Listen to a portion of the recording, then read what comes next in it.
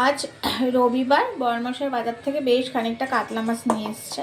তো এটা কিছুটা ভাজা ছিল, ভাজাটা রেখে দিয়েছি, কালকে করব। আর আজকে আমাদের দুবেলা এটাকে ভালো করে ঝোল করে নিয়েছি। আজকে ছিম মূলো আলু দিয়ে কাতলা মাছের ঝোল করেছি, টমেটো ধনে পাতা, টমেটোটা দিইনি, ধনে পাতা আর বড়ি দিয়ে। উফ, দারুণ হবে খেতে।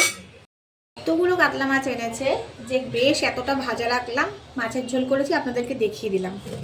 তার মধ্যে এখন এই কালো প্যাকেটটা এনে বলছে কে নাকি বাজারে এতগুলো পাবদা মাছ ওকে ঘচিয়ে দিয়েছে, এই যে এত, এসে বলছে এই মাছগুলো ধুতে। তো আমি বললাম আমি এখন পারবো না, আমার ঠান্ডা লেগেছে, তুমি ধো।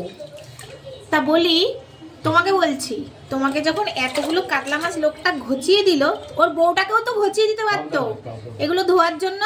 শুধু মাছ ঘচালো হবে, মাছালের বউটাকে ঘচিয়ে দিল না কেন তোমাকে, যাতে সে এগুলো ধুয়ে নেয়? আমাকে ধুতে হবে এখন, তাই না? যত সব।